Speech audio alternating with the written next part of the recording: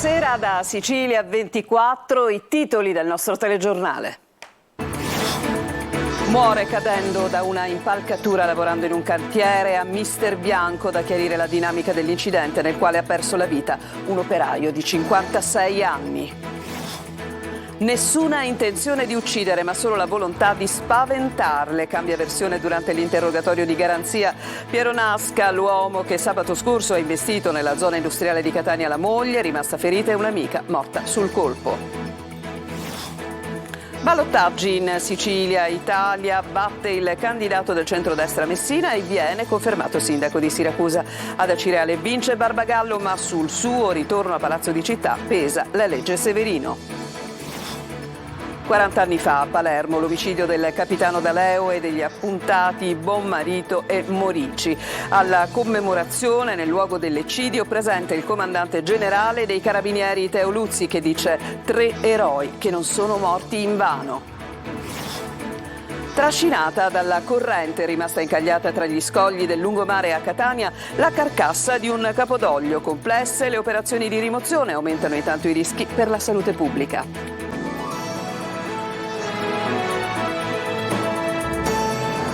Ancora ben trovati dal nostro telegiornale che apriamo purtroppo raccontandovi di un'altra tragedia, di un altro incidente sul lavoro. Sarebbe precipitato da una impalcatura alta circa 3 metri durante l'esecuzione di lavori edili a Mister Bianco, ma questa caduta è risultata fatale per un carpentiere di 56 anni. Sono stati vani i soccorsi, ancora da chiarire la dinamica. È andata per noi a Mister Bianco Emanuela Corsi.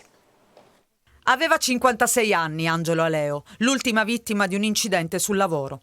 L'operaio stava lavorando in questo cantiere edile di via Famiglia Sant'Agati a Mister Bianco quando sarebbe precipitato da un'altezza di circa 3 metri durante la realizzazione del solaio di questa costruzione. La chiamata alle 11:30 ai soccorsi per rianimare l'uomo, ma dopo diversi tentativi per lui non c'è stato nulla da fare. Il suo cuore non ha mai più ripreso a battere. Una notizia che ha lasciato sgomenti i residenti di questa via, lungo la quale sono presenti diverse abitazioni. Sì, lui è caduto, era giovane, ragazzo che è caduto dello sopra, sono venuti carabinieri, autoambulanze, questo, ma esattamente però non lo so. Resta ancora da chiarire la dinamica dell'incidente, sul quale stanno indagando i carabinieri che nel pomeriggio hanno sentito il titolare dell'impresa e i testimoni. Intanto dura la UIL in una nota dopo l'ennesima morte bianca che chiede: in quel cantiere, come in altri, era mai stato controllato il rispetto delle norme di sicurezza o ancora una volta bisognerà accontentarsi di lacrimucce e cinici silenzi delle istituzioni politiche sulle carenze di organico negli ispettorati del lavoro a Catania in Sicilia? Gli fa eco anche la CGIL catanese, che chiede alla Regione di rafforzare i controlli perché ogni morte bianca in più è una sconfitta per le regole e per la società. Quello di Mister Bianco è il secondo incidente mortale sul lavoro avvenuto nel catanese dall'inizio dell'anno. Ed è arrivata nel pomeriggio a Messina la sentenza di primo grado nel processo bis del cosiddetto untore. La Corte d'Assise ha condannato Luigi De Domenico, 58 anni e 22 anni di carcere per omicidio, così come era avvenuto nel precedente processo, annullato in appello nel dicembre scorso. L'uomo è accusato di omicidio volontario per la morte della sua compagna, a cui contagiò la sieropositività senza mai rivelarlo. La vittima è un'avvocata messinese, 45enne, che poi morì di AIDS proprio perché non si riuscì a curare, sconoscendo la causa della sua malattia.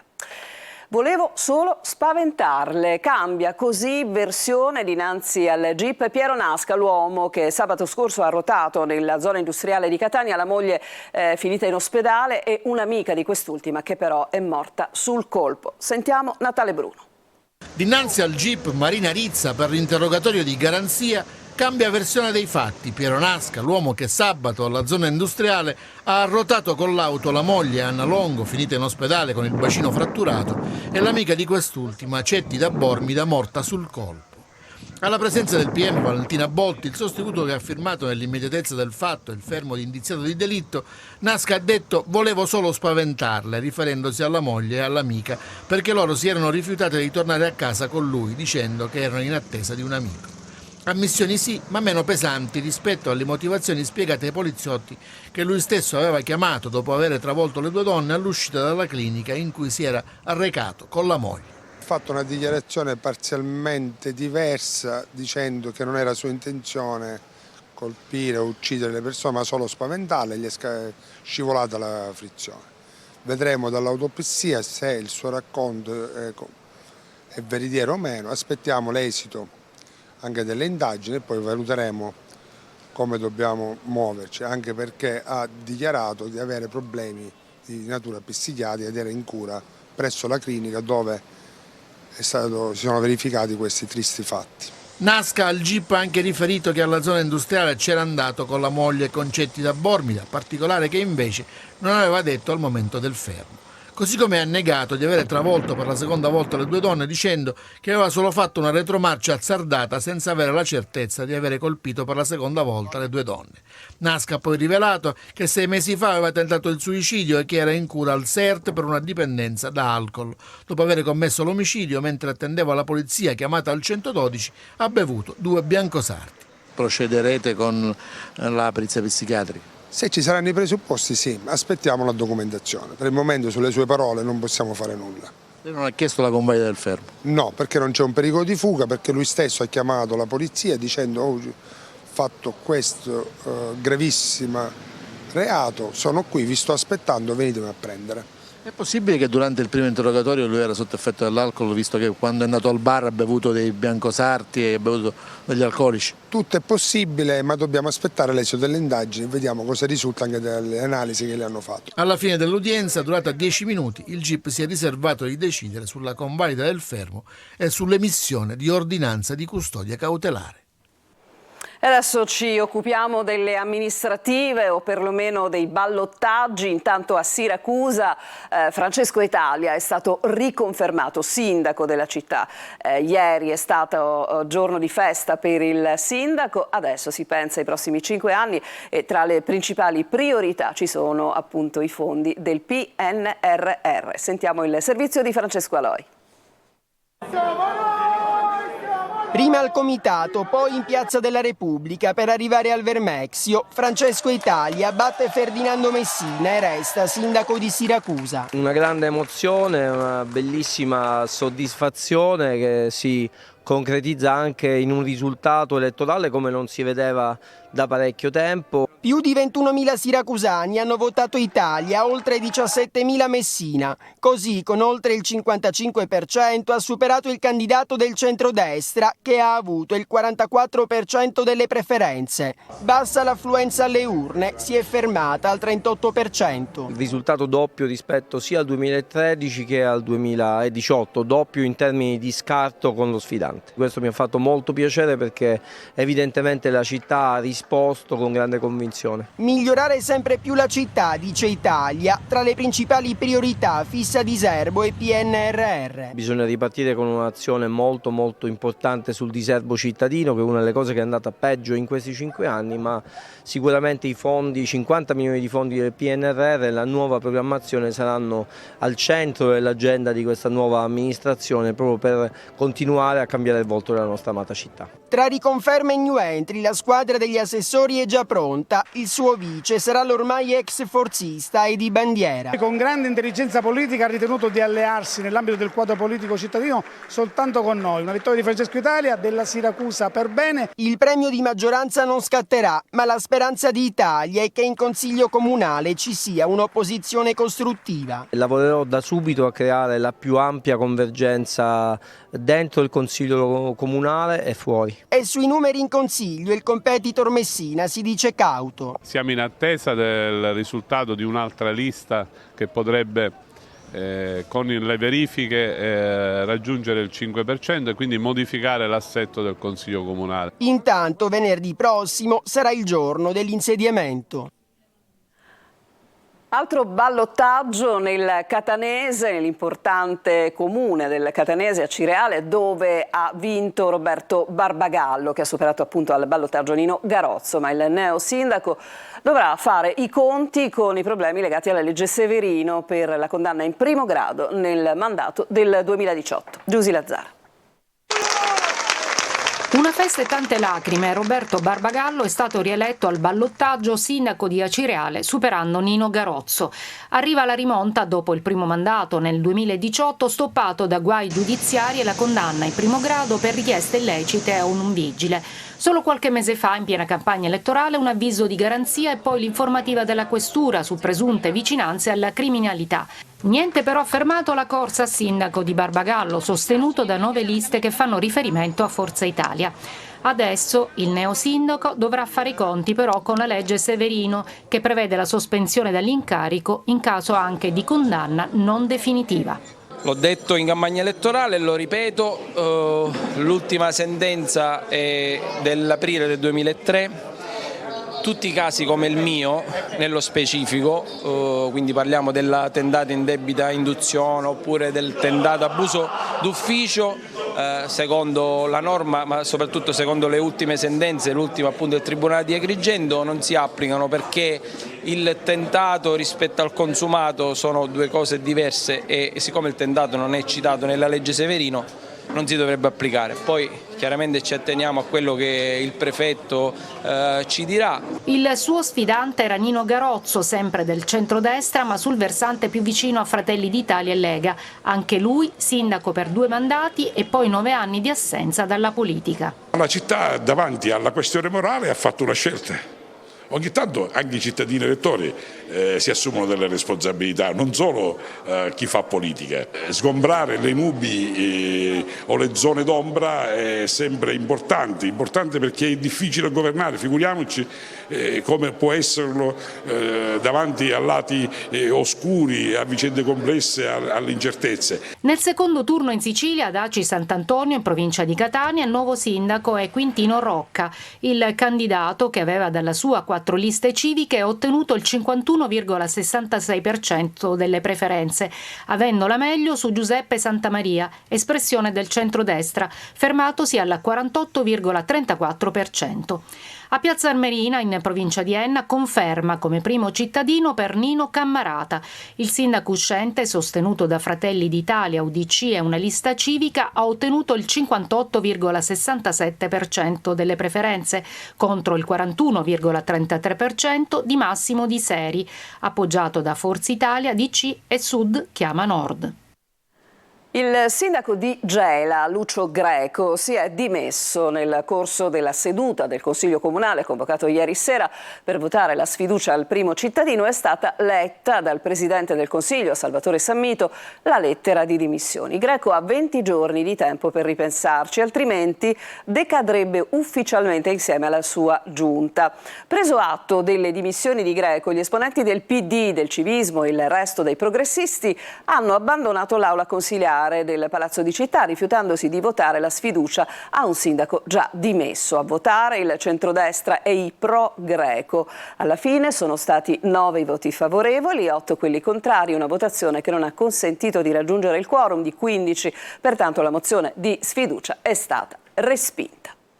E 40 anni fa a Palermo veniva ucciso il comandante della Compagnia Carabinieri di Monreale, Mario D'Aleo, e gli appuntati Giuseppe Bommarito e Pietro Morici. Oggi la commemorazione nel luogo dell'eccidio alla presenza del comandante generale dell'Arma dei Carabinieri, Teo Luzzi, il servizio. Era il 13 giugno del 1983, la mafia uccideva il capitano Mario D'Aleo, 29enne, comandante della Compagnia Carabinieri di Monreale, sotto la sua abitazione in via Cristoforo Scobar a Palermo. L'appuntato Giuseppe Bommarito e il carabiniere Pietro Morici furono uccisi in macchina a poca distanza dal portone, mentre attendevano appunto l'ufficiale. Sono passati 40 anni e questa mattina, alla presenza del comandante generale dell'Arma dei Carabinieri, Teo Luzzi, si sono celebrati diversi momenti di commemorazione, il primo in via Scobar, luogo dell'eccidio. 3 eroi dell'arma contemporanea perché andarono incontro a morte per certi aspetti anche in modo consapevole, quindi abbiamo il dovere di ricordarli, ma soprattutto di dire ai familiari che non sono morti invano, perché nel frattempo in questi 40 anni molte cose sono cambiate, c'è stato un movimento culturale importante, soprattutto qui a Palermo, ma in tutta la Sicilia, anche in altre regioni italiane, e per noi questo credo che sia l'elemento più qualificante.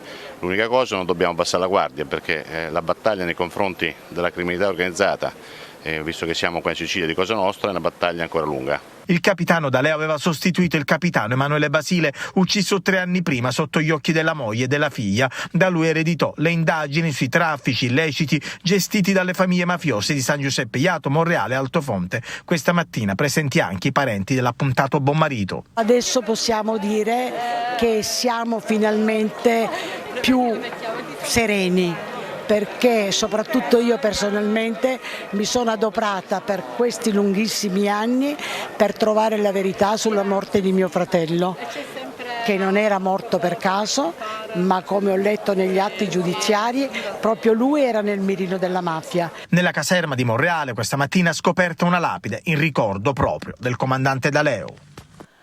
Adesso ci fermiamo per una pausa e torniamo tra poco.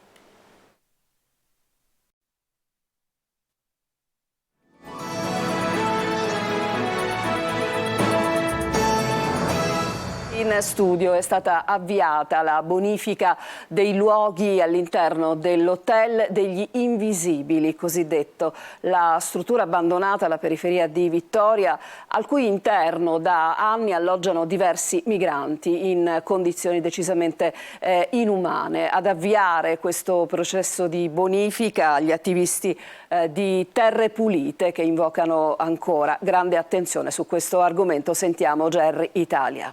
Sono partite le prime operazioni di bonifica dell'Hotel degli Invisibili, la struttura abbandonata nei pressi della stazione di Vittoria, dove da anni abitano diversi migranti, regolari ed irregolari, impiegati nelle serre tra montagne di rifiuti senza né acqua né luce. Solo poche settimane fa un incendio divampato nel tardo pomeriggio, quando gran parte degli occupanti avevano già fatto ritorno dai campi e si apprestavano a passare l'ennesima notte nei loro alloggiamenti di fortuna, aveva rischiato di provocare una strage. Adesso, dopo le pressioni portate avanti dai volontari che hanno puntato i riflettori sulla situazione drammatica di queste persone, il curatore fallimentare della struttura ha avviato i lavori di pulizia e bonifica. Sono quintali i rifiuti rimossi in queste ore sotto l'occhio vigile degli attivisti di Terre Pulite, che in questi mesi hanno avviato una catena solidale per fornire ai migranti cibo, medicinali e assistenza. Riccardo Zingaro, che è stato il primo a sollevare la questione, ci tiene però a mantenere alta l'attenzione. Siamo riusciti finalmente a far bonificare tramite il curatore fallimentare di questa struttura parte dell'edificio e soprattutto stiamo facendo da ponte grazie ai sindacati, l'OSB, la CGIL di Ragusa,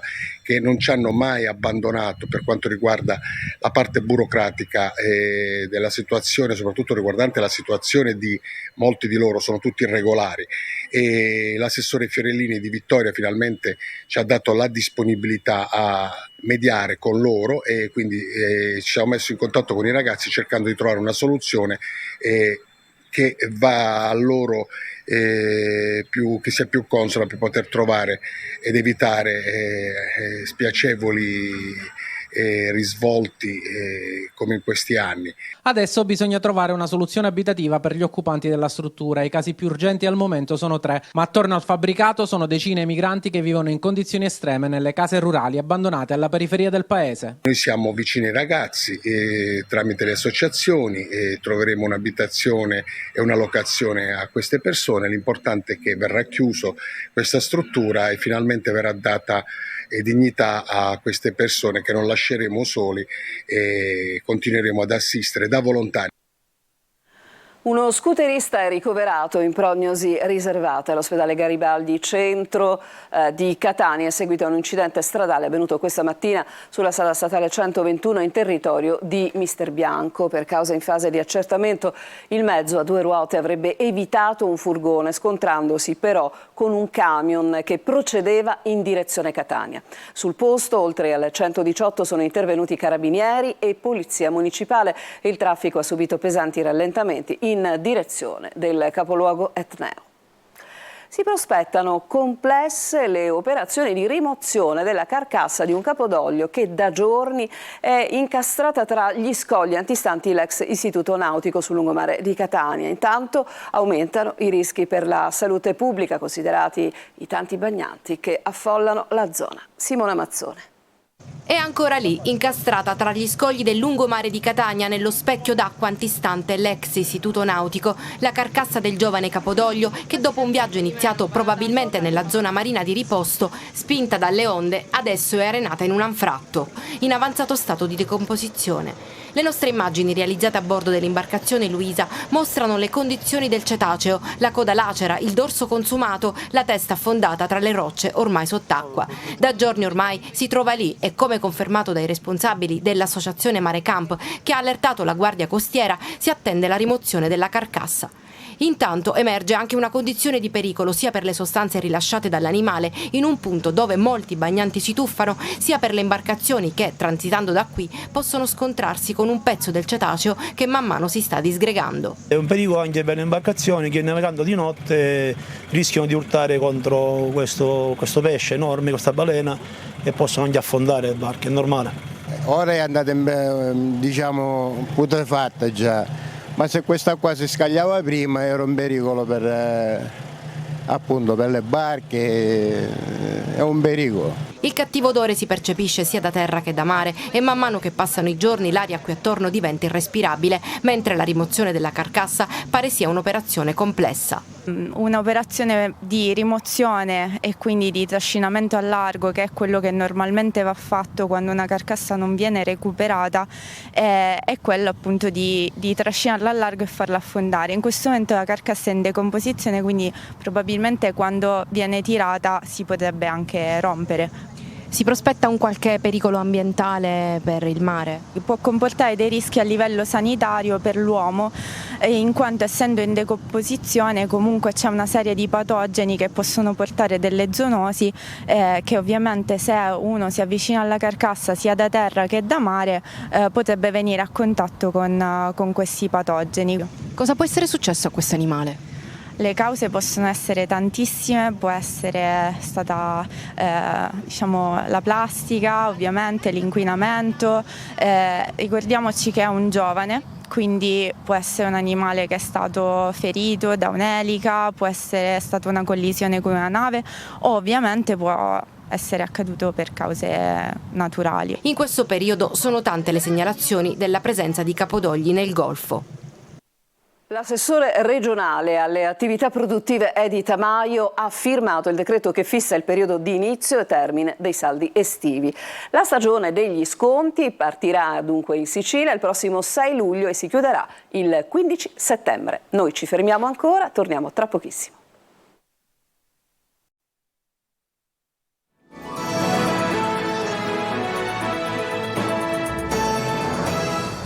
Ultima parte del nostro telegiornale a Palermo, dove oggi si è recato il ministro dello sport Abodi in visita appunto istituzionale, tappa al velodromo. Ha dichiarato bisogna modernizzare le infrastrutture e ha poi parlato anche dell'esclusione del Barbera sulla candidatura per Euro 2032. Marco Gullà.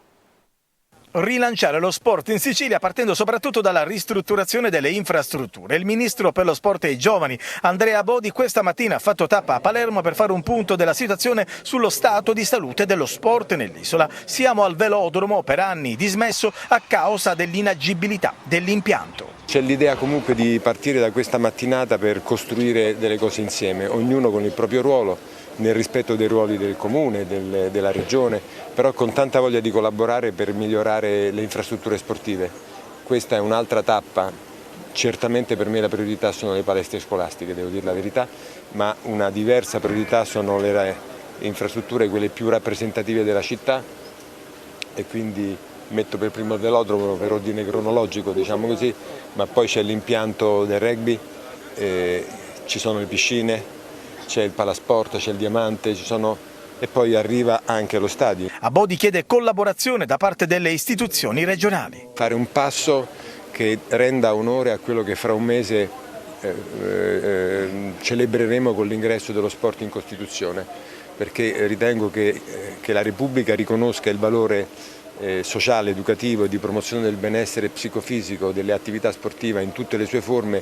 Tutto questo ha un senso se riusciamo a migliorare i luoghi di sport e fare in modo che lo sport sia di tutti e per tutti. Questo è il senso dell'impegno nei confronti di questa comunità e della comunità siciliana in generale. Il ministro torna anche sull'esclusione dello stadio Barbera dagli stadi selezionati per la candidatura ad Euro 2032. Il calendario prevederà partite nei 10 stadi, ma io credo che la cosa importante e prioritaria sia quella di contribuire al miglioramento del Barbera, Peraltro abbiamo due situazioni che si devono ancora assestare. La prima riguarda il format dei campionati. Ricordiamoci che stiamo parlando per la prima volta di un evento che avverrà fra 10 anni, 9 anni. Questo da un lato sembra un tempo tipicamente italiano, perché ci potrebbe consentire di fare le cose che ancora non abbiamo fatto in decenni. E dall'altro vuol dire che ancora i format possono cambiare, da 24 a 32 le squadre potrebbe essere per esempio un format, allora potrebbe servire uno stadio in più. Con questo servizio si chiude questa edizione di Sicilia 24. A tutti voi grazie per averci seguito e buon proseguimento di serata.